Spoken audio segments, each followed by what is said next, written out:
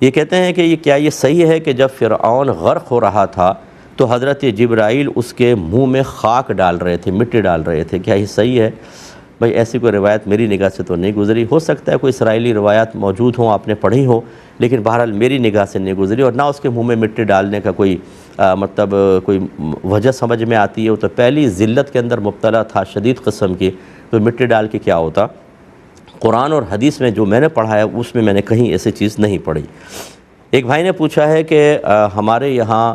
گاؤں کے اندر جو کوئی مطلب عورت اگر ایسی ہو کہ جادو وغیرہ ٹونے کے اندر معروف ہو جاتی ہے تو ہم اس کو دیہاتی زبان میں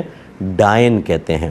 تو ایک ایسی عورت ہمارے گاؤں کے اندر ہے جو بہت زیادہ انہی معاملات کے اندر انوالو ہے، اور بڑی مشہور تھی کئی حادثات کے اندر کہ اس نے ایسا ایسا کام کیا، جادو ٹونا وغیرہ۔ تو جب اس کا انتقال ہوا تو کیا ہم اس کا جنازہ پڑھیں یا نہ پڑھیں؟ دیکھیں مسئلہ یہ ہے کہ جو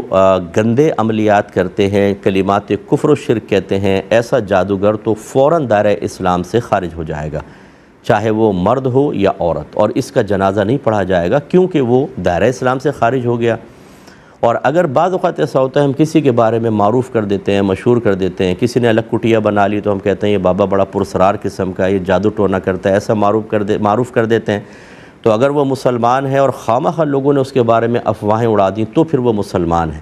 تو اس کو جنازہ بھی اس کا پڑھنا ہوگا، غسل، کفن، دفن، جنازہ، یہ سب مسلمانوں پہ لازم ہوگا۔